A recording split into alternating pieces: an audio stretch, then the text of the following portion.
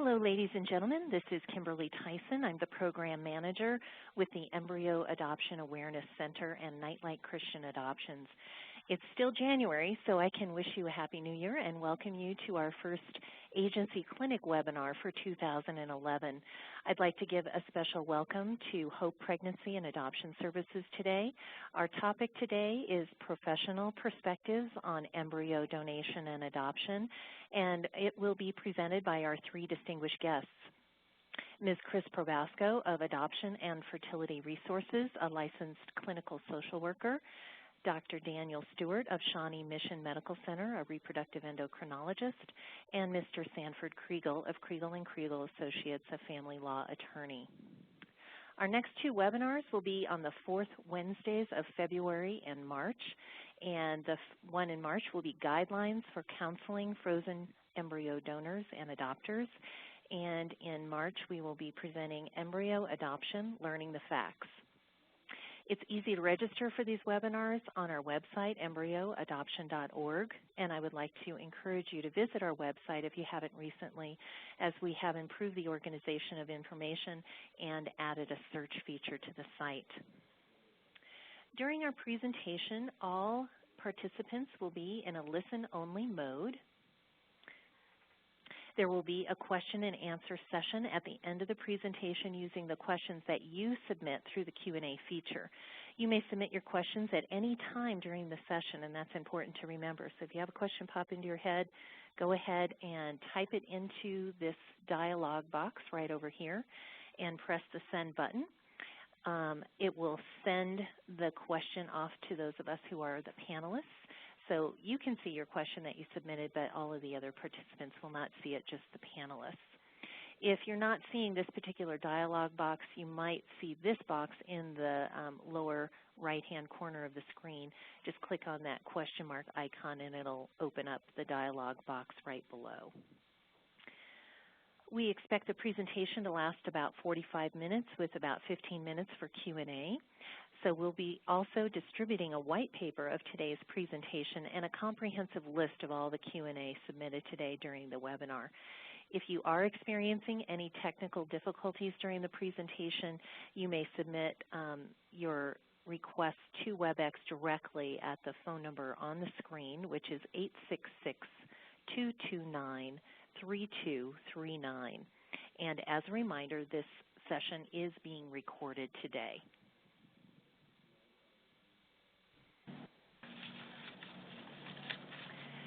I've already mentioned today's presenters, so I won't go through that today, but now you can see what they look like while they're talking, which is always a good thing. But you can't see what I look like, which is also a good thing. All right, why embryo adoption? A little bit of history. Because there are embryos in frozen storage. We're actually in the process of doing a new census of embryo storage in the United States, but the Embryo Adoption Awareness Center has been querying clinics throughout the country and cryobanks to try and get a feel for how many embryos are in frozen storage. And we get the sense that there are well over 500,000 in frozen storage.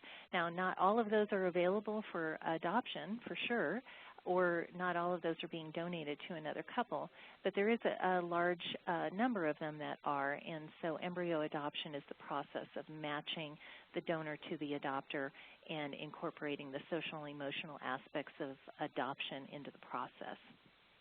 Nightlight Christian Adoptions established the first embryo adoption program back in 1997, and again, through our conversations with clinics throughout the country, we estimate over 3,000 children have been born as a result of embryo donation and adoption.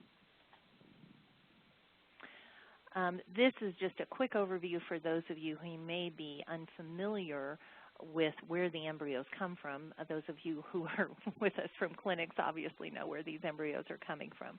But the embryos come through in vitro fertilization to help couples achieve pregnancy. Frequently, more embryos are created during the IVF process than are used by that couple for their own family building. And so they have remaining embryos cryopreserved until they determine what the disposition for those embryos should be. The embryos are not being created specifically to be adopted out to other people. They were created for the donor family, and the donor family then chooses to give them freely to another couple. I get that question every now and then. Calls coming into the center thinking that we're busy over here creating embryos, but we are not. The Embryo Adoption Awareness Campaign began back in 2002 through the U.S. government's Health and Human Services Department. Funding for this program has continued since 2002, and we have established the Embryo Adoption Awareness Program as a result of that. In 2009, we did a public opinion survey, and the general public, when asked what they would prefer to do with remaining frozen embryos, 70% of the general population said they would prefer to give those embryos to another couple.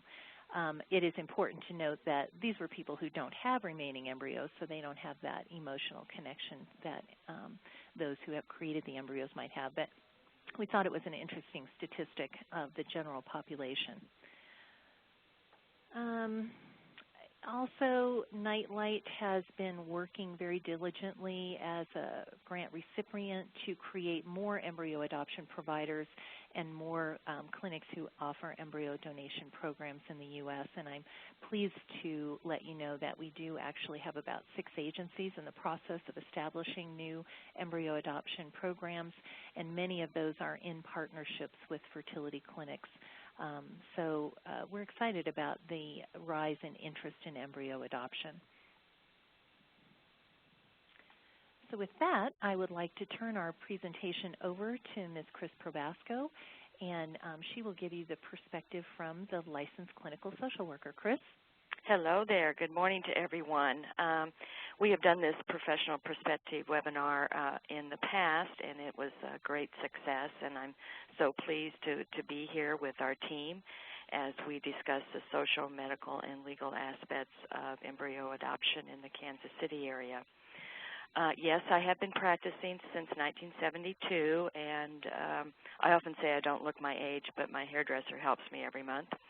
I started working with fertility clinics in 1993, so Dr. Stewart and I have worked together since that time, and Sandy and I have worked together for a long time prior to that also.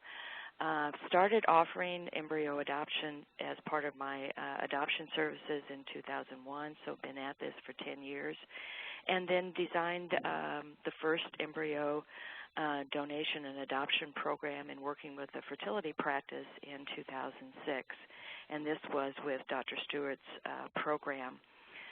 We had many requests of doing services in the Kansas City area, so after many meetings with the personnel and Mr. Kriegel, that we came up with a program, and then the program needed to be blessed by the ethics committee of Shawnee Mission Hospital. There was quite a large crowd that day when we were presenting information on embryo adoption. They did give us their blessings. However, they set the format in that prospective donors would be referred to an adoption resource, and then that adoption resource would help in the matching. So that alleviated all of the social and emotional aspects for the clinic.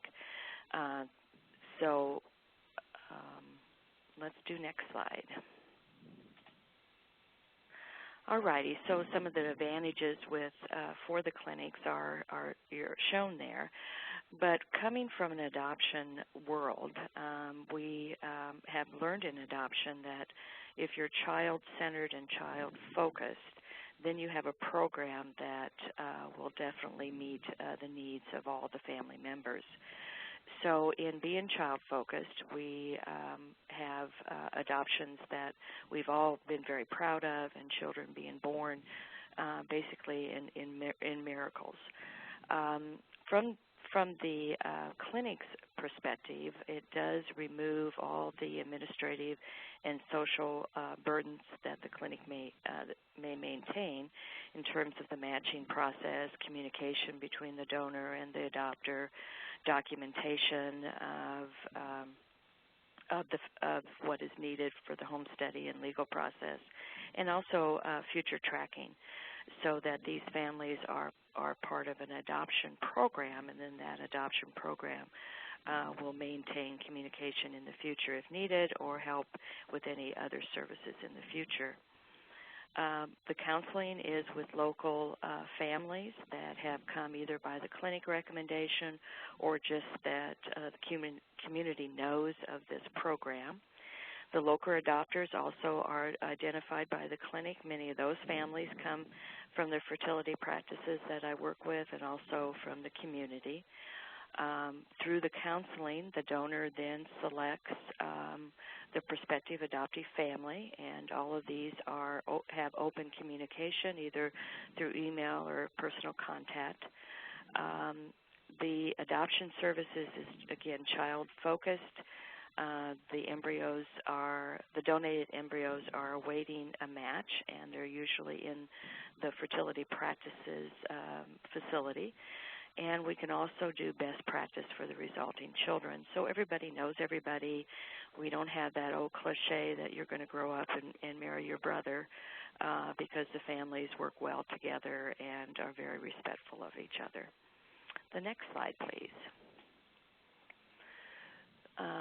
So the agency, again, removes the liability from the clinic of all the different social and emotional aspects of an adoption. Again, the future communication is either managed by the agency or is done directly with the couples. We have a partner that the fertility practice can make referrals to. We also have the unbiased matching, so the clinic will not have any kind of criticisms about favoritism or choosing one family over another. So all of that is basically not present with this model. Definitely new sources of agency revenue when we have both the counseling of the donor and the adopters. And then through my practice and through what I recommend in my practice is a home study and also adoption services and fees that come with that. One of the things I've been doing in the last year and a half is going around the country and educating adoption agencies about this model, and I'm so proud of it that it really is best practice for the children coming into an embryo adoption. And on to my partners. All right, Dr. Stewart. Thank you very much. As Chris pointed out, what's our motivation in the clinic to involve this many people, these many procedures, as we've been accused of, all these hoops and hurdles?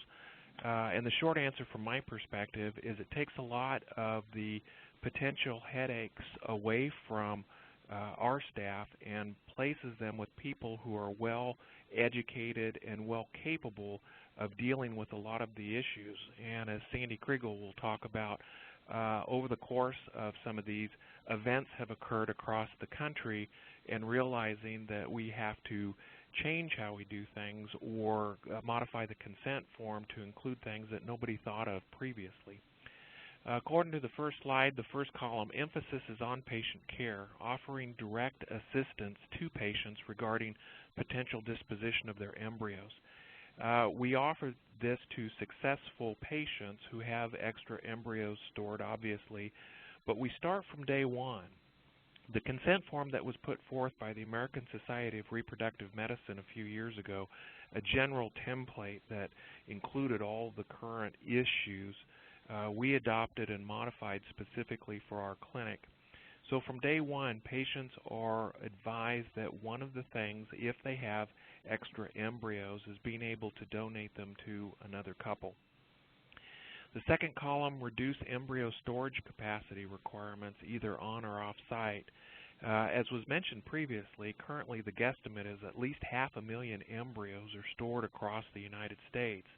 And we also are running into that problem in that the liquid nitrogen tanks that the embryos are stored in do require space, do require security systems and monitoring systems the extra cost, the extra amount of space, and for most clinics, that's not something that we can expand at the drop of a hat and acquire more space. We are hospital-based, and when we started our program, golly, probably about 12, 13 years ago here at Shawnee Mission, we had a fixed amount of space that at the time seemed very lavish and very extravagant, but we're learning that we're rapidly outgrowing our space.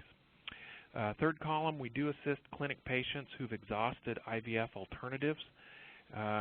Those folks with diminished ovarian reserve that don't stimulate well, the premature ovarian failure patients. Embryo donation is actually a lot less expensive than a donor egg. It's technically a lot easier in that the embryos have already been generated. We're not doing IVF, a fresh cycle on an egg donor. And then the fourth column, it controls, the clinic controls the embryo birth statistics by keeping our embryos in-house. This is especially important when we're dealing with our embryos. Every clinic has their recipe in terms of how they freeze. For those embryos that we do bring in from outside, we have the advantage of being able to know the network, so to speak, or be able to see the freeze reports on some of these embryos and know where they came from. In terms of our own frozen embryos, because our lab director is the one that froze them, being able to thaw them according to protocol, a lot more successful. We're currently thawing and having survive at least 80% of our own embryos with a pregnancy rate that's over 60% utilizing our own embryos. Next slide, please. Our motivation to work with the adoption agency, as I indicated, it alleviates a lot of our work and potential headaches. Similarly, people like Chris Probasco is keeping up with all of the modifications, new events that have occurred, and it helps us not have to keep up with that much change that we obviously are trying to focus on what is changing in our realm.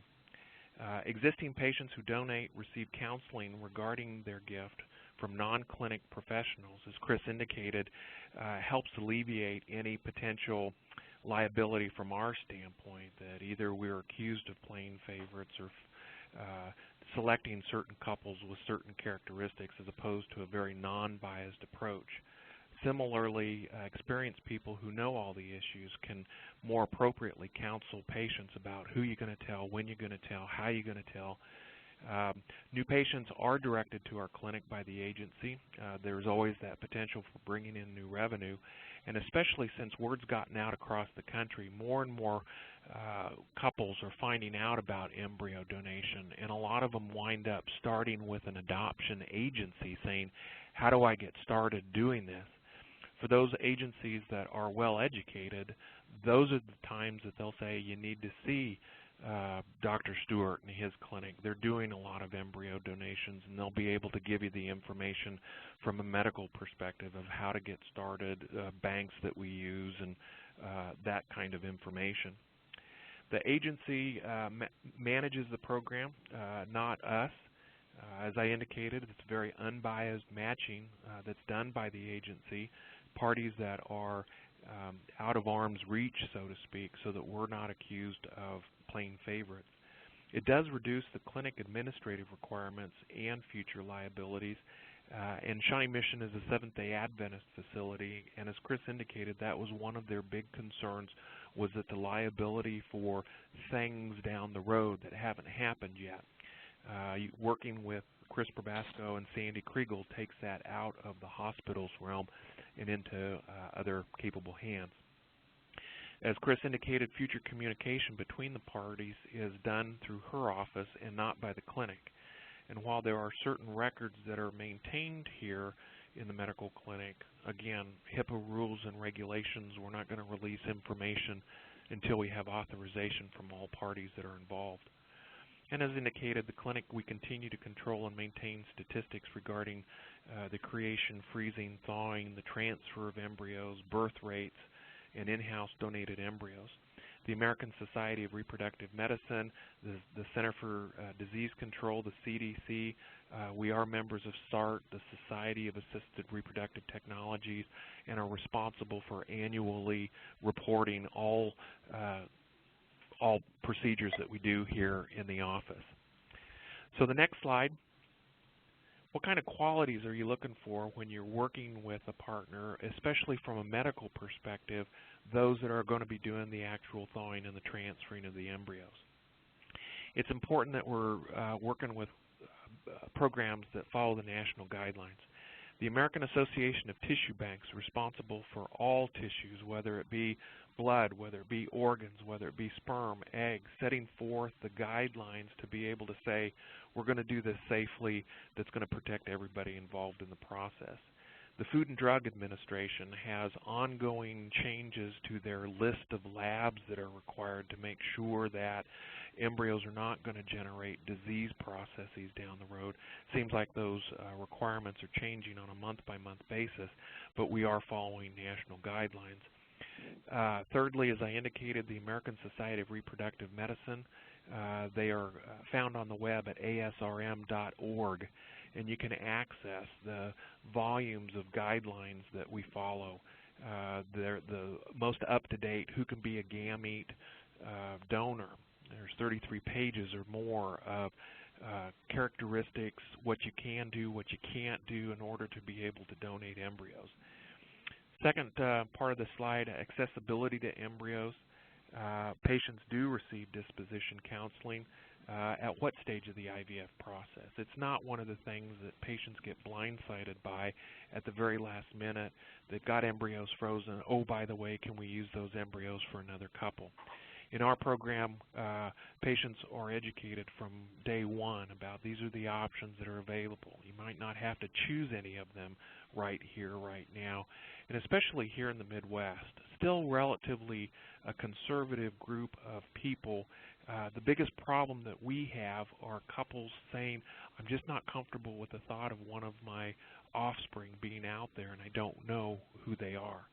So a lot of the embryos that we do transfer are from outside the Midwest, but using our own embryos for those couples that do want to donate locally, that's like Chris said, it's important that there are no skeletons in the closet. Does the clinic have sufficient donor embryos for matching? That does become rather important. Here in the Midwest, I've got to be honest, we don't have a lot of ethnic diversity in the embryos that we have, but in our local population, we can match the embryos that we have fairly readily. Assistance with counseling and legal issues. Is the clinic willing to provide patients with counseling? Laws vary on a state-by-state basis, as Sandy Kriegel is going to talk to you about.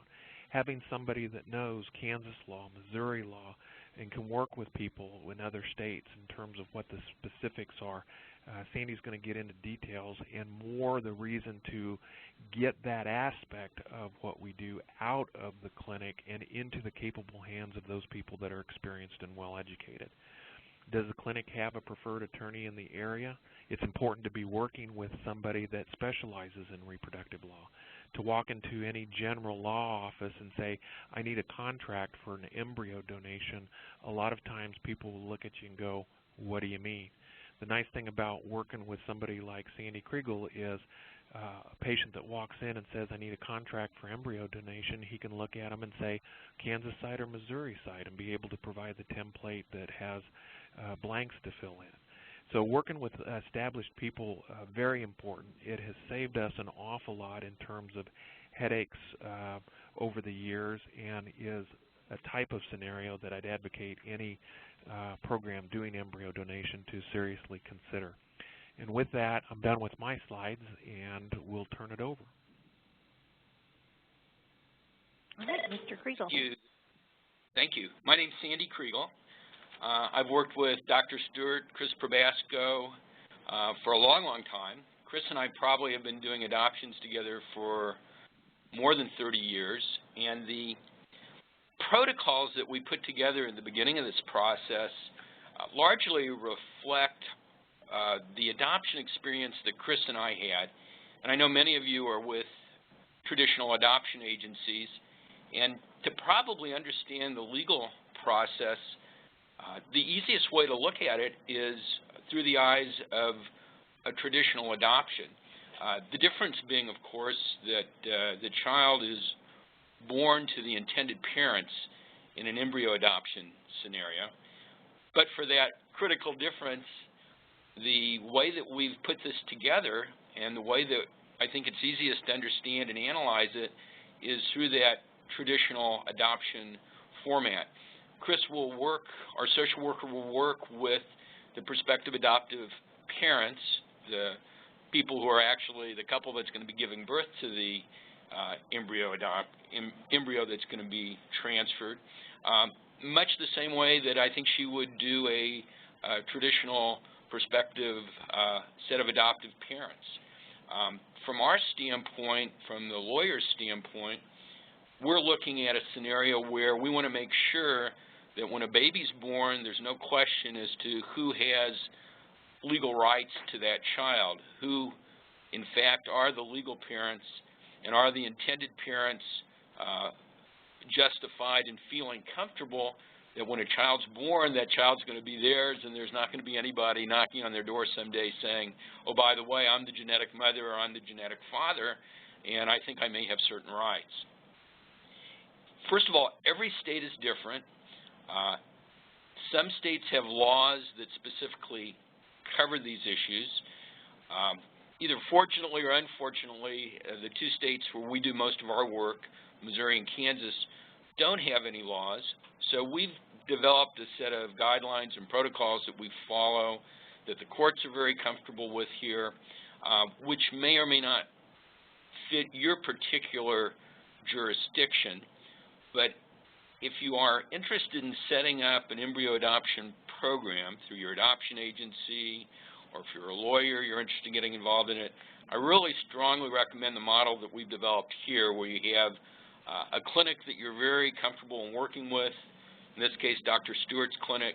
You have an excellent social worker who has lots of adoption experience, Chris Probasco, and an attorney who hopefully has lots and lots of adoption experience and can somehow take the intricacies of embryo adoption and put them in some kind of framework that makes sense. Most states, all states in fact, are members of a Uniform Parentage Act group of states.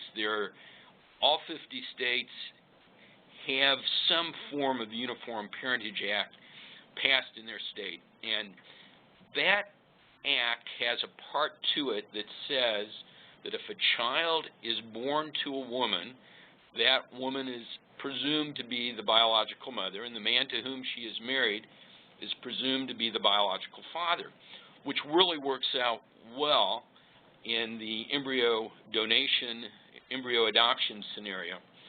The problem is a lot of the judges who are familiar with this process also have worked with us for years before we ever did embryo adoptions, working with gestational carriers. And what we asked the judges to do when gestational carriers were involved is exactly the opposite of what we're asking judges to do when we're involved in a situation involving an embryo adoption. And let me give you a specific example. A married couple want to have children. For some reason, the wife is unable to carry children. Either she doesn't have a uterus or she has some health issue that creates a problem for her to carry a child.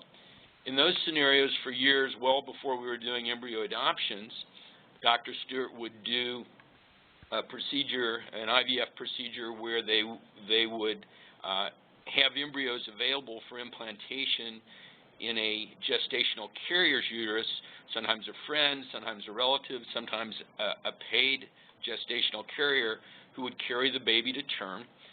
This woman would typically not have any biological connection to the child.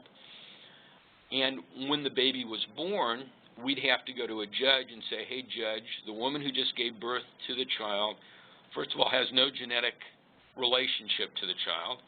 And in fact, her husband has no genetic relationship to the child, but it's my clients, the Smiths, who are in fact the biological parents. And when we first went to the judges and explained that, they looked at us like we were just totally out of our minds.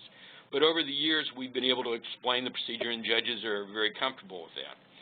And in that scenario, we're using the IVF procedure where a woman who does carry the child really doesn't have any connection. We want to make sure that we get a parentage order under the Uniform Parentage Act that says that the genetic parents are in fact the intended parents. Now, in embryo adoptions, we're doing just the opposite. We're taking the position that the woman who gives birth to the child, even though she has no genetic relationship to the child, she and her husband are the intended parents. And the procedure that we follow in the Kansas City area is that the judges seem to be most comfortable in granting us adoptions. Now, some attorneys will argue across the country that you really don't need to follow up this procedure with an adoption.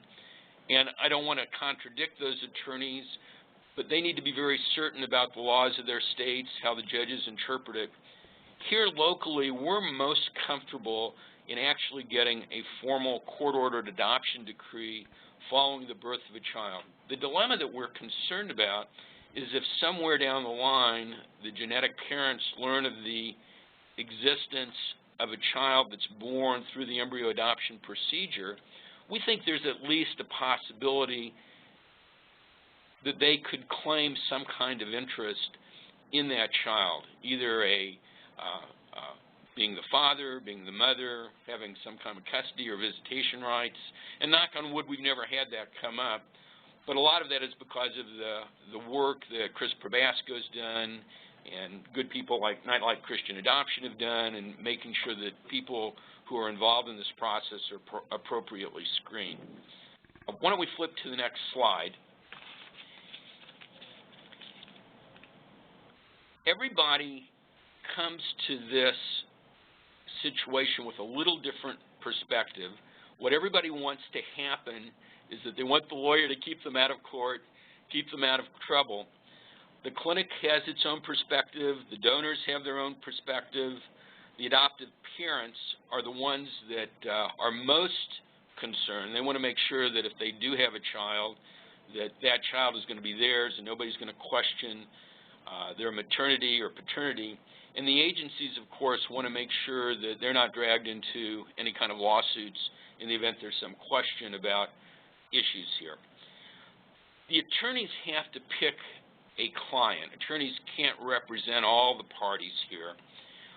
So our firm typically gets involved in representing the intended parents in these kinds of cases. And as a consequence, our perspective is to make sure that whatever child or whatever children may be born as a result of an embryo donation process, there's no question regarding who is in fact the intended father, who's in fact the intended mother, and that's why we always follow our cases up with adoptions here locally. And then there's a formal termination of parental rights. What happens is that there's a contract that is entered into by the donors and by the adopters, the intended parents and the genetic parents. Typically, the genetic parents have gone through IVF, have fulfilled their dreams of having as large a family as they want, and they have these extra embryos that are sitting around in the freezer. And they take those embryos, donate them to someplace like Nightlight, or make arrangements to have those embryos donated, and they end up eventually with my clients. They don't physically have possession of them, but they're shipped, I think it's by Federal Express. Is that how you get them, Dr. Stewart? The liquid nitrogen tanks are FedExed overnight. All right. So those are transferred, and then the embryos are hopefully still frozen and in good shape. And well before that happens, there's a series of documents that our office reviews to make sure that everything will go smoothly, or do everything we can to make sure everything goes smoothly. To better understand the process, you got to remember a lot of these embryos have been around for a long, long time. The typical scenario is a scenario where there is a married couple. where the husband is the biological father and the wife is the biological mother. It's her eggs, his sperm. They do it in vitro. They have extra embryos. However, in up to 50% of the cases that we're seeing these days, there may be a sperm donor involved or an egg donor involved. And you got to remember, these people are going to fertility clinics, and sometimes there's an infertility problem with respect to either the husband or the wife or both. So it's not unusual to see a donating couple giving embryos where one of the members of the couple is not, in fact, the genetic parent. And that's becoming an increasingly significant problem, because we'll see where an egg's been donated many years ago. There's a question of what kind of consent form the egg donor signed, whether she consented to couple A, let's say the Smiths, being the genetic parents, or being the prospective intended parents. And there's a question of whether the egg donor has signed consents that would allow the Smiths to transfer the extra embryos to another couple down the line. So we're spending a lot of time these days going back and looking at 5-, 6-year-old documents that egg donors or maybe sperm donors had signed, and there's a serious question legally as to whether they've given the proper release for the Smiths to subsequently go ahead and donate the embryos. So we're focusing on that a lot every day. And these are all issues that nobody wants to deal with other than the attorneys and obviously the prospective parents, the intended parents. It's a very critical issue for them. So if we could go to the next slide. If you're putting together such a program, I suggest that you get an attorney involved who is willing to work with you and is willing to work with fertility clinics. There's a lot of unproductive time initially set up in putting these things together. When I say unproductive, I'm talking from a billing standpoint. Lawyers are very often very focused on billing on an hourly basis for their time, which is fine because that's how most of us earn a living. But you're going to need to develop partnerships with people who are willing to put together protocols and understand the nature of the court system, understand the dynamics of your local law, and make sure that they're willing to put in the hours that are going to be necessary to get things started. And Chris Probasco recruited me a number of years ago to do this, and it actually has been very intellectually challenging. We've kind of been at the cutting edge of this, even though we're in Kansas City. We get calls regularly from people all across the country, and I think the program that we've developed here in Kansas City has been one that is a good model for a lot of people to at least attempt to build their programs for, and I guess that's why we're doing these webinars and why Chris is traveling all over the country talking to various adoption agencies. You want to make sure your attorney understands your local laws. You want to make sure that the attorney has a good relationship with the judges who are likely to hear these kinds of cases.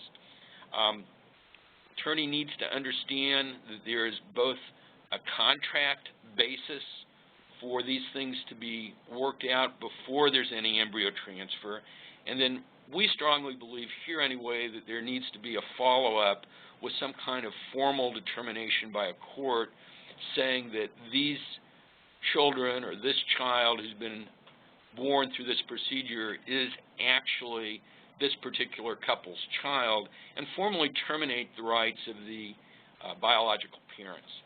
And one of the issues that frequently comes up is when you do a court-ordered adoption, is there a possibility that the parties would be eligible for the federal adoption tax credit that's available? In 2010, that was $13,170. 2011, I believe it's $13,360. This is a very hotly contested issue among attorneys who do this. We have had a number of clients who have successfully taken advantage of the tax credit. It's a huge, huge financial issue, especially in 2010 and 2011 where the tax credit is refundable. It's something that you're going to find a real mixture of interests and opinions among attorneys regarding whether the tax credit is in fact applicable. Just kind of as a parting note, I would really stress putting together this group of trained individuals. Have a good agency, have a good physician, good clinic that you're working with, and make sure you get hooked up with a good attorney who can keep you out of trouble. Sandy, if I can interject at this point, and one comment listening to all this, and having been working with Chris and Sandy for as many years, and they do this with me as well. We know each other well enough. We can call each other over the phone and bounce a specific scenario off of each other and say, is this doable? Should we do this? Issues that we need to bring up. By having that partnership established, we can cut to the chase, so to speak, on a lot of controversial or questionable issues. And one of the reasons why our partnership works so well is that we have worked with each other and we know each other that well. Right. Thank you very much for that. You guys did a great job presenting your perspectives. I really appreciate that. As I have been working with Chris over the last about 24 months or so, we kind of have outlined what are the steps for establishing an embryo donation in a partnership with a clinic and an agency and an attorney. So first, depending on who's starting it, from the clinic perspective or from the agency perspective, generally it's not the attorney who's starting this whole thing up, but you need to understand what does your program look like and what are the elements that you're going to include in your program. Generally it's the adoption agency that's getting the ball rolling on this, and Chris has a consultation service that she offers to agencies to get your program going and established. You need to choose an attorney to work with that has the qualities that Sandy and Dr. Stewart have articulated. Select clinic partners to approach and how to go about establishing those partnerships with those clinics. And sometimes it can be difficult because there are clinics out there that really maybe are unaware of the benefits to partnering, or they have other opinions about embryos that maybe would preclude them from wanting to participate. There are alternative embryo sources available out there. The National Embryo Donation Center is located in Knoxville, Tennessee. They have clinics, their clinic stores embryos there, and they have many donated embryos available there.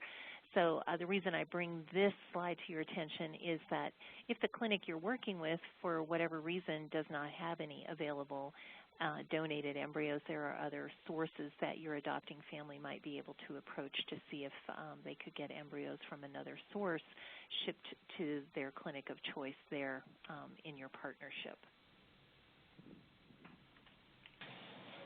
Again, I would like to remind you how to go about submitting your questions. Click on that panel in the lower right-hand corner and type your question in there. We do have some questions that have been submitted already. And at the close of the webinar today, we will have a survey and ask you to complete that at the close of the webinar. I'm going to go to this last slide, which has the contact information for our presenters as we're working our way through the Q&A. So I will read these questions, panelists, and I guess I'll try and ascertain who should be answering them. Otherwise, I'll say, who wants to answer it, okay? So the first question was, so the donor couple chooses the adopting couple, an agency, don't we do the matching? I think, Chris, you could answer that question as well as I could, but I will let you answer the question. Well, as in all traditional adoptions, domestic adoptions, the model is that birth families choose a prospective adoptive family, and that's the same model we use with the agency. So the adopters or the donors are presented with several profiles of prospective adoptive families, and then they choose the couple that they wish to work with. And then we start all the legal processes, the medical processes, and during that time they have communication with each other. Generally they start with email, and then they go from probably having physical contact or whatever they may choose. Okay, thanks, Chris. Mm-hmm. So both parties are involved in making the match. Correct. Right. Okay. How do you address and counsel on the issues of disclosure and a child's right to know the truth about their conception and the child's right to and their curiosities about their genetic, ancestral, and medical backgrounds? That's a Chris question. Yeah. Well, you're talking to an adoption horse here. I've been around the corner many, many times. Started with basically in the secrecy part of adoption and moved into open adoption, and it just all makes so good sense for everyone to know all their truths, and it's very helpful as the child grows up to know about how they started with their family. So there's storybooks that I recommend. There's I help couples brainstorm about putting a life book together to introduce the genetic family, the donor family, and complete disclosure. We talk about this being a celebration, and the adopters are very proud to tell their story. We've had several of them in the newspaper, on TV, because they really truly feel this is an adoption, and they had the extra advantage of giving birth to the child. So all disclosure is given to the adoptive family, and then through education and training, they are ready to share the story with the child. Okay. Thank you, Chris. Mm-hmm. Mr. Kriegel, someone would like you to repeat the name. I think it's the Interstate Parentage Act, but maybe it's not quite that. It's called the Uniform Parentage Act, and all 50 states have a version of it. Even though it's called uniform, it's not completely uniform, but all states that I'm aware of have a version that says, under their Uniform Parentage Act, that the woman who gives birth to the child is presumed to be the mother, and the man to whom that woman is married at the time the child is born is presumed to be the father. Okay, thank you. Do the children who are born have access to their biological siblings that might have been adopted out to other families? So this sounds like a situation where embryos have been donated to multiple families. With Chris, I know you have some experience with that. Do they have the option to share an updated medical information with each other and also with their biological parents? Yes to everything. So when we do multiple placements, everybody knows where all the kids are at. So when you focus in on the needs of the kids, then it's pretty easy to come to the conclusions that having knowledge and awareness is very beneficial for the child as they grow and learn their story. Medically, we've already had 2 situations with our program where the genetic family was needed medically for the children that were born. So it's just they have a family resource. However, we know who the parents are. It's the day-to-day parents that are caring for the children. However, we honor the biological family that assisted in their creation and their birth. Dr. Stewart, how do you determine how many embryos are going to be transferred? Is that the doctor's decision or the folks receiving the embryos' decision? The American Society of Reproductive Medicine, since Octomom came out on the media and everything, they've become much more stringent in terms of the number of embryos to transfer. In the case of embryo donation, a lot of it depends on the age of the woman that was the source of the eggs.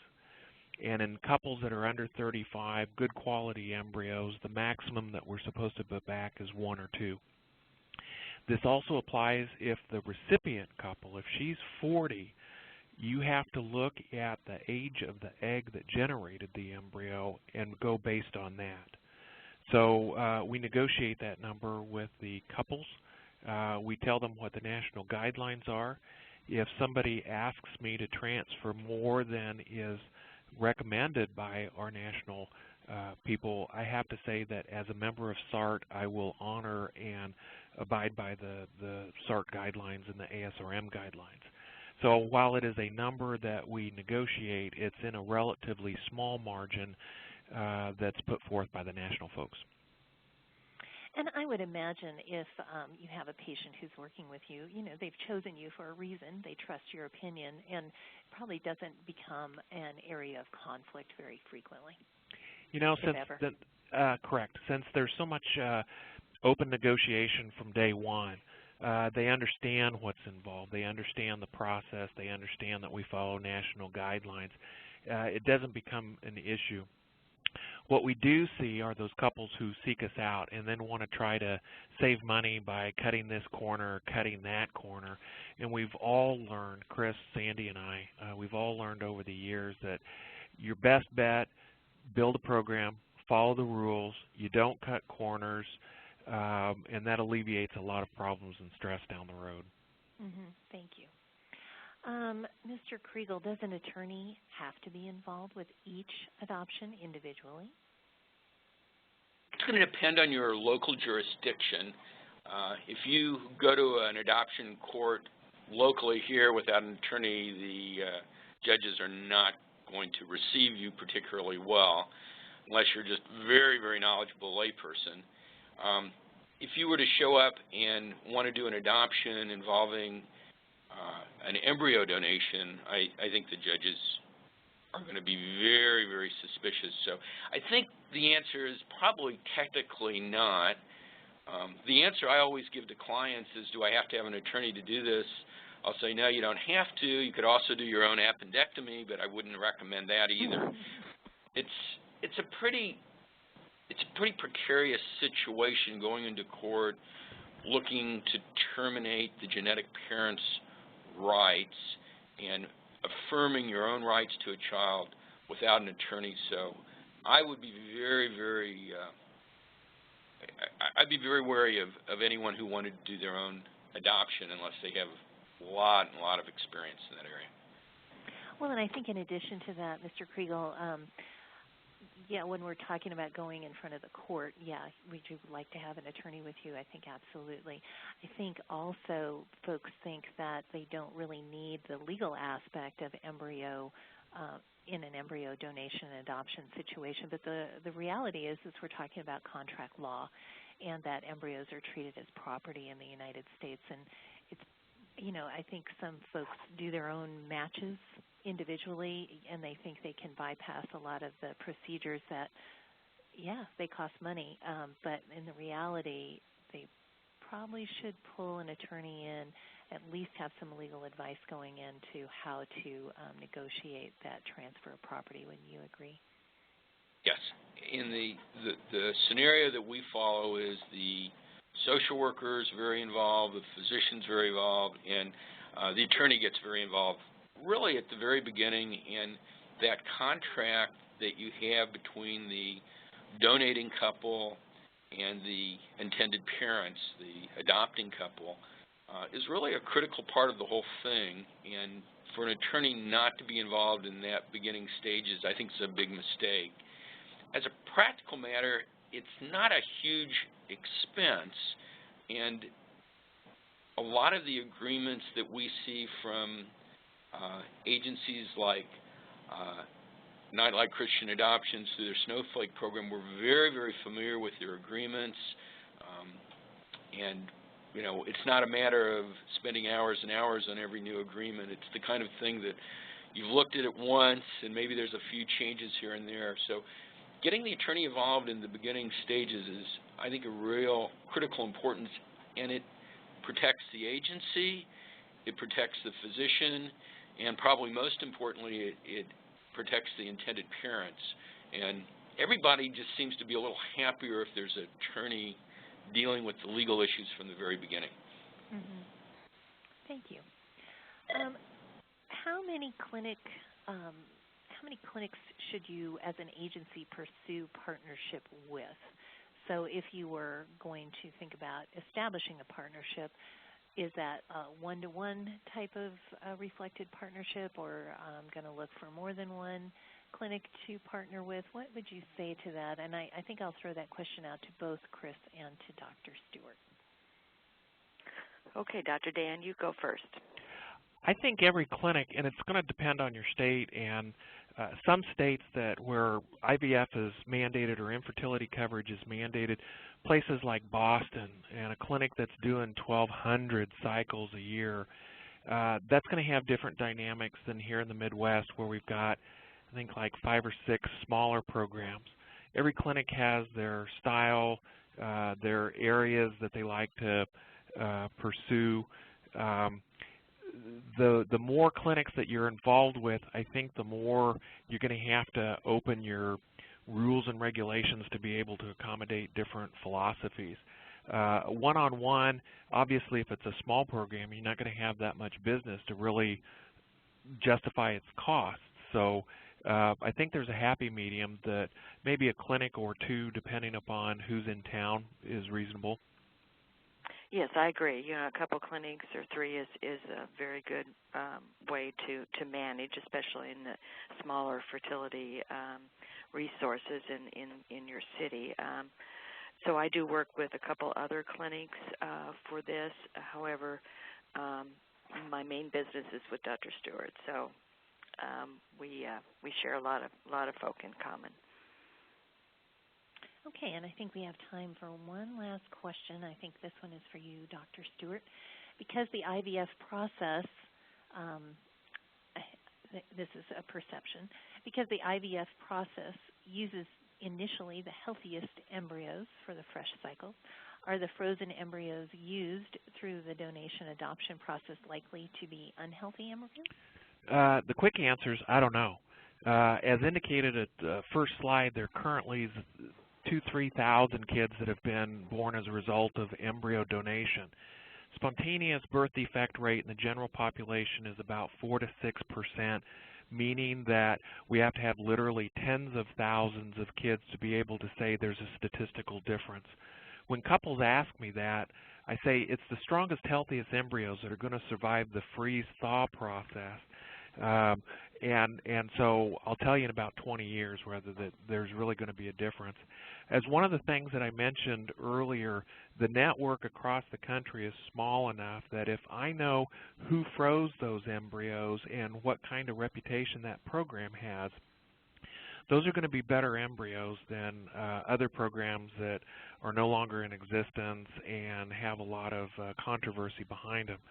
We've had a set of embryos where 0 out of 10 survived the thaw process, and it goes back to the quality of the institution that they were generated. Other programs where we only get 2 or 3 embryos, but thaw rates like our program are over 80%.